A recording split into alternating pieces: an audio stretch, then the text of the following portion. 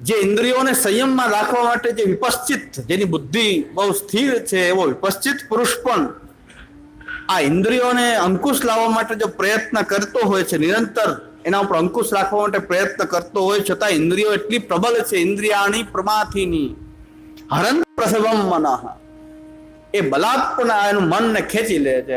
જે કંટ્રોલમાં રાખવાનું મન પણ એ ઇન્દ્રિયો જે છે એના વેગ જે છે એ ખેંચી લેતી હોય છે. એટલી બધી આની ભયંકરતા જે છે કે એને કંટ્રોલ રાખવા જાય તો પણ એને પ્રસવમ વિપશ્ચિત પુરુષના પણ એ ઇન્દ્રિયોને જે બલ એવું છે કે એને ખેંચી લેતું હોય છે, એના મનને હરી લેતું હોય છે. તાની સર્વાણી સંયમ્ય યુક્ત આસિત મત્પર, પણ છતાં પણ ઇન્દ્રિયો પર સંયમ તો છોડવો જોઈએ નહીં. ભલે આપણે હવે અમે શું કરી શકીએ નહીં.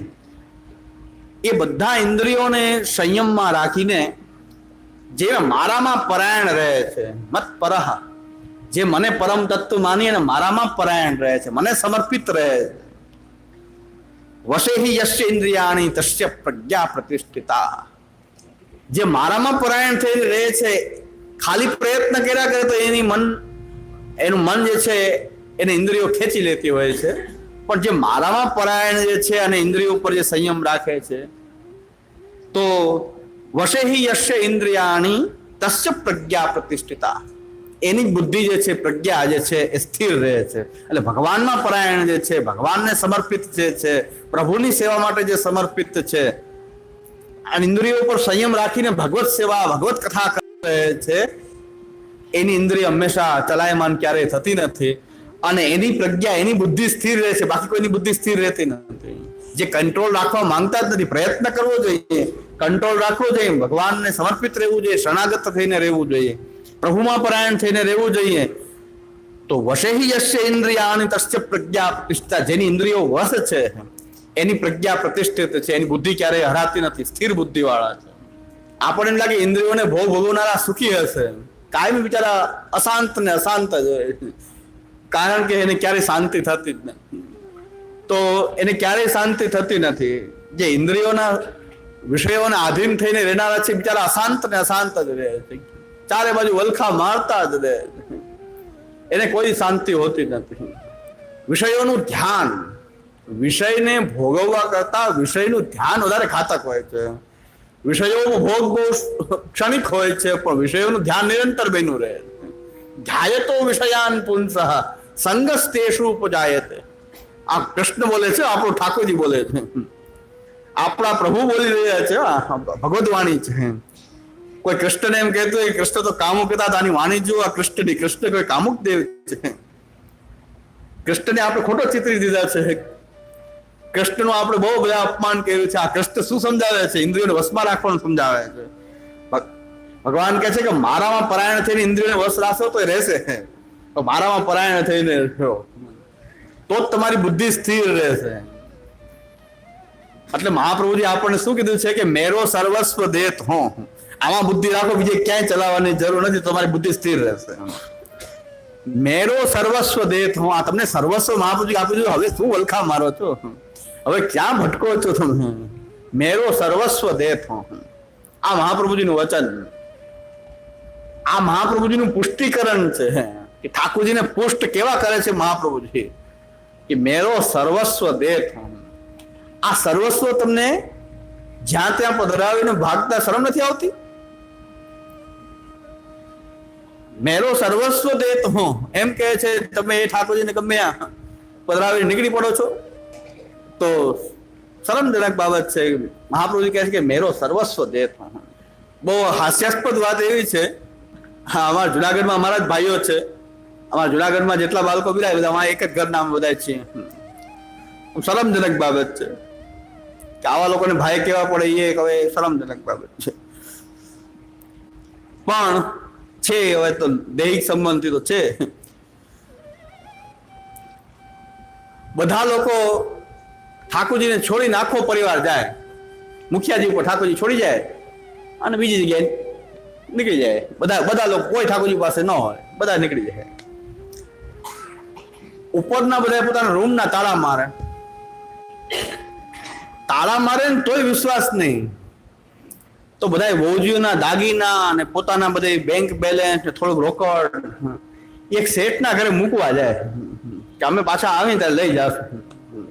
હવે સમજો, સમજવાની વાત એ છે કે મુખિયો ઠાકોરજી સંભાળી શકતો હોય તો આ બધું એને સોંપી દેવું જોઈએ ને? આ તો તુચ્છ વસ્તુ છે. મુખિયો તો સર્વસ્વ સંભાળી શકતો હોય તો આ બધા વહુજીના દાગીના, પછી પોતાની અમુક બેંક બેલેન્સ રકમ, આ તે અમુક સિક્રેટ કાગળિયા, એ બધા એક શેઠની ઘરે મૂકવા આવતા. શેઠે કીધું કે અમારે ઘરે બધું મૂકવા પધારે. જયારે બધાને જવું હોય ને તે બધું આખું કલમદાન અમારે ત્યાં મૂકવા આવે કે તમે આને સાચો. જો સર્વસ્વ તમારો ઠાકોરજી જો મુખ્ય સાચી શકતો હોય તો એનાથી કિંમતી વસ્તુ આ છે? આ હાસ્યજનક વાત છે.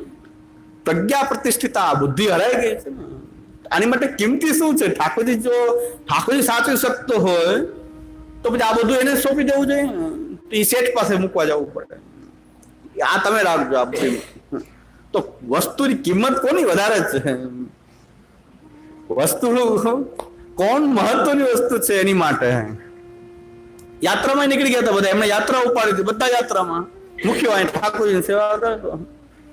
તો આમ કલમદાન બધું તો શેઠની ઘરે મૂકવું પડે કે જેમાં દાગીના ના બધું. તો દાગીના જેટલી વેલ્યુ ઠાકોરજીની નથી. એમની માટે મેન બહુ કડક, પણ મેન ને શું કરવું? ધોઈને પીવી શું કરવું? હા, મેન ને શું કરવું? હવે એમ કે છે કે સાવ ઇન્દ્રિયોના વિષયોથી ઇન્દ્રિયો તો અલગ રહી શકતી નથી. તો પછી ભગવાન કહે છે કે રાગ દ્વેષ વિયુક્તેસ્તુ પ્રાપ્તમ સેવેત નિર્મમ. સહજ રીતે જે ઇન્દ્રિયો એના વિષયોમાં લાગે છે તો લાગે છે, પણ એમાં રાગ અને દ્વેષથી એમાં જોડાવવું જોઈએ નહીં. ઇન્દ્રિયો જે છે એના વિષયોથી વિમુક્ત ન રહી શકે. તો ઇન્દ્રિયો જે છે એ એના વિષયોમાં ચરતી હોય છે, પણ એમાં રાગ દ્વેષથી જોડાવવું નહીં. રાગ દ્વેષ વિયુક્તેસ્તુ વિષયાનિન્દ્રિયશ્ચરન આત્મવસ્યૈર વિધેયાત્મા પ્રસાદમ અધિગચ્છતિ.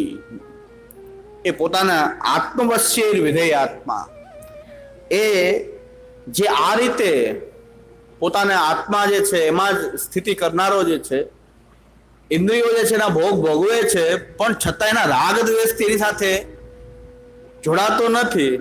તો એ અંતત એનું આ રીતે ઇન્દ્રિયોના ભોગથી એનું અંતઃકરણ શુદ્ધ થઈ જશે. પ્રસાદમ અધિગચ્છતિ. વિષયોની અંદર એટેચમેન્ટ વગર વિષયો જે છે એ ઇન્દ્રિયોમાં અર્થોમાં જોડાઈ રહ્યો છે. દેહ ભોજન છે, ચાલો ભોજન છે તો ઇન્દ્રિયોને સ્વાદ જોઈએ છે, સ્વાદ ઇન્દ્રિયોને સ્વાદ જોઈએ. ભોજન કર્યું, સ્વાદ લીધો, પણ અંદર રાગ દ્વેષ એવો રાગ ન હોય છે કે આ જ જોઈએ, ભોજન જોઈએ તો જે આવ્યું એ મેળવી લીધું. તો ઇન્દ્રિયને એનો ભોગ તો પ્રાપ્ત થયો, પણ આજે બટેટાનું શાક નથી, મારે નહીં જ ચાલે, મને તો આ મિષ્ટાન વગર ચાલે જ નહીં. તો એ તો રાગ ઉત્પન્ન, કોઈ વસ્તુમાં એક રાગ ઉત્પન્ન થયો. સ્વાદ તો જોઈએ, સ્વાદ લાગે એવું જ ભોજન કરીએ છીએ આપણે. સ્વાદ લીધો પણ તોય વાંધો નથી. ભગવાન કહે છે રાગ દ્વેષ વિયુક્તેસ્તુ વિષયાન ઇન્દ્રિયશ્ચરન આત્મવસ્યૈર વિધેયાત્મા પ્રસાદમ અધિગચ્છતિ. જે આ રીતે ભોગ કરે છે વિષયો, એનો તો અંતઃકરણ શુદ્ધ થઈ જાય છે. પ્રસાદમ અધિગચ્છતિ, એની સત્વ શુદ્ધિ થઈ જાય છે. જે આવું વિષય જોઈએ, સ્વાદ જોઈએ તો સ્વાદે આપ્યો, સ્વાદ પણ આપ્યો, સ્વાદ લાગે એવું ભોજન કરે. આ હોય તો ન ચાલે, આ હોય તો જોઈએ, આવું હોય તો ન ચાલે, બરાબર નથી. એમાં રાગપૂર્વકનું જે ભોજન, રાગપૂર્વકનું ભોજન જે છે એ પાછું ચિત્ત શુદ્ધ નહીં થવા દે. બાકી ઇન્દ્રિયોનો સ્વાદ જોઈએ, ભોજન કરતી વખતે જે આવ્યું, જે સ્વાદ લાગે એવો સ્વાદ પણ સ્વાદેન્દ્રિયને આપ્યો, એમાં કઈ ના નથી. કોણ ના પડે કે સ્વાદેન્દ્રિય જે છે તેને સ્વાદ પણ આપ્યો, ખાટો તીખો તુરો જે કઈ સ્વાદ જોતો આપ્યો, પણ રાગ દ્વેષ વિયુક્ત થઈને, રાગ દ્વેષથી વસીભૂત થઈને નહીં.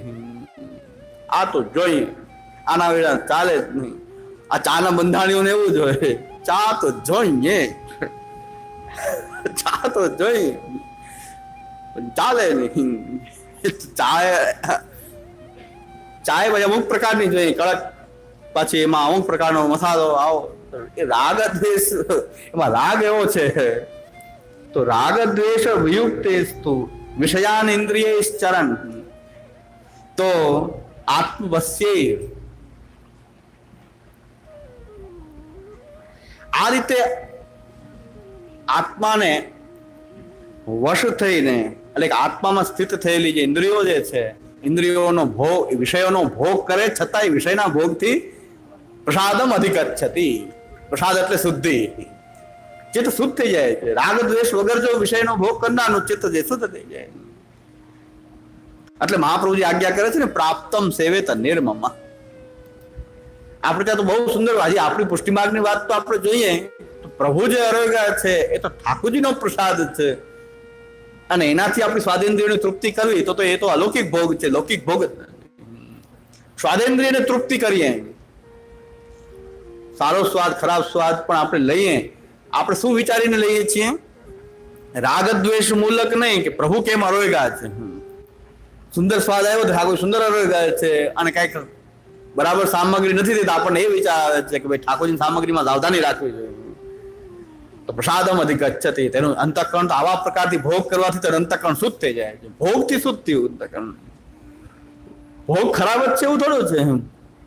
ઇન્દ્રિયોના ભોગ જો આ રીતે રાગ દ્વેષ વિયુક્ત થઈને, રાગ દ્વેષો વિયુક્ત થઈને એ ઇન્દ્રિયોનો ભોગ કરે તો પ્રસાદમ અધિગચ્છતિ. એનાથી તો પ્રસાદમ ભગવાન કહે છે કે તો અંતઃકરણ શુદ્ધ થઈ જાય છે. પ્રસાદે સર્વ દુઃખાનામ હાનિરસ્યોપજાયતે પ્રસન્ન ચેતસો યાસુ બુદ્ધિ પર્યવતિષ્ઠતે. અને અંતઃકરણ જો શુદ્ધ થયું તો બધા દુઃખો, સબ દુઃખ દૂર ગયે. જબ એક વ્રત નિશ્ચય કર લીનો સબ દુઃખ દૂર ગયે. તો આ બધા દુઃખ જશે જો અંતઃકરણ જો શુદ્ધ થઈ ગયું. બાકી ઘણા દેહને શુદ્ધ રાખવાનો બહુ યત્ન કરે, નાયા કરે, હાથ ધોયા કરે, અહીં સુધી હાથ ધો, અહીં સુધી હાથ ધો, આમ નળ ખોલવો. અંતઃકરણ મલિન, અંતઃકરણ મલિન તો ક્યારે શાંતિ નહીં થાય, સુખ નહીં થાય. આલોક અને પરલોક બેમાં સુખ નહીં થાય. દેહને જેટલો પવિત્ર રાખો છો અંદરની પવિત્રતા પણ એવી જ હોવી જોઈએ. પ્રસાદે સર્વ દુઃખાનામ, અંતઃકરણ જો શુદ્ધ થયું તો પ્રસાદે સર્વ દુઃખાનામ હાનિરસ્યોપજાયતે, તો બધા દુઃખોની હાનિ થઈ ગઈ. જો અંતઃકરણ શુદ્ધ થયું તો હવે કોઈ દુઃખ રહ્યું નહીં. ભોગ કરવાથી અંતઃકરણ શુદ્ધ થાય. કેવી રીતે થાય છે? રાગ દ્વેષ યુક્ત થઈને જો ભોગ કરે તો અંતઃકરણ શુદ્ધ થઈ જાય. પ્રભુ જે અરેગા છે આનંદથી પ્રસાદના રૂપમાં ગ્રહમાં સ્વાદ લેવાની છૂટ છે. પ્રભુ અરેગા છે એનો પણ સ્વાદ લેવો છે, મીઠો, તીખો, ખારો, જે કઈ લેવો હોય લેવો, પણ મર્યાદા એટલી, પાકી મરજા. પ્રભુ જે અરેગા એનો સ્વાદ લેવો, પાકી મરજા. ગોકુલનાથજીનો પ્રસંગ પાછો યાદ આવે છે, બહુ યાદ આવે છે. સમર્પણ કેને કહેવાય? સમર્પણનો પ્રસંગ શ્રી ગોકુલનાથજીનો જન્મદિવસ હતો. બધા વૈષ્ણવ બધા ભેગા થયા, ખૂબ પ્રસાદ, બધા પાત્ર ધરાણી હતી. ગોકુલનાથજીનો ઉત્સવ હતો, મહાઉત્સવ કે એ લોકો ગોકુલનાથજીનો જન્મદિવસ. પાતર બધાની ખૂબ બધી સામગ્રીઓ ઠાકોરજી અરોગા હોય, પાતરમાં ખૂબ સામગ્રી આવી. બધા જ ગોકુલનાથજીના સેવકો એકત્ર થયા.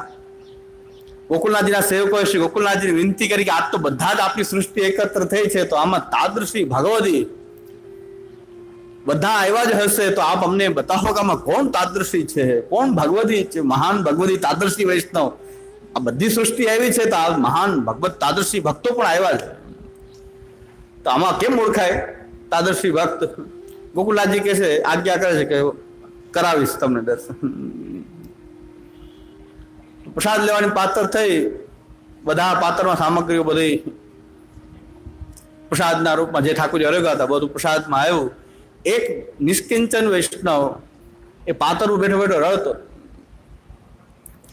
આંખમાંથી અશ્રુ ધારા જાય. બધા કે આપસુકન કરવા આ બેઠો છે, આ ઉત્સવ ગોકુલનાથજીનો ઉત્સવ ના રડે. આ તો આનંદનો પ્રસંગ ને આટલી સામગ્રી બાજુ મનોહર ને મન મનોહર ને ઘેવર ને બહાવર ને બુંદી, અને આ જોઈને રડે. ઠાકોરજીનો આ તો મહાપ્રસાદ કહેવાય, અધરામૃત કહેવાય. હા, ઉત્સવ છે, આજે ઉત્સવના દિવસે આ રડે છે. બધા કે આ તો કેવો બધાને એની પેલો તિરસ્કાર થયો કે આ તો કેવો વ્યક્તિ છે કે આજના આવા ઉત્સવના દિવસે રડે છે. પછી ગોકુળનાથજી કીધું કે ભગવતી જોયા, તાદૃશી જોયા? કે ના, અમે તો આમાં ઓળખતા ને, બધા એક સરખા જ લાગે છે. પણ પાતળ ઉપર જે વૈષ્ણવ બેઠો બેઠો રડતો તો એને ગોકુળનાથજી બોલાવી દીધી કે શું કામ રડે છે? ત્યારે એને કીધું કે હું ઠાકોરજીને કોરી રોટી અરોગાવીને આવ્યો છું, ને આ મારાથી કેમ લેવાય? હું ઠાકોરજીને કોરી રોટલી ધરીને આવ્યો છું ને આ બધી સામગ્રી જોઈને મને એમ થાય કે હું કેમ લઉં? ગોકુળનાથજી કીધું તાદૃશી જોઈ લીધા? તમે કીધું ને કે આવો અપસુકન વાળો કોણ બેઠો છે અહીંયા કે રડે છે? તમે બધા ખુશ થઈ ગયા પાતળ જોઈ જાય.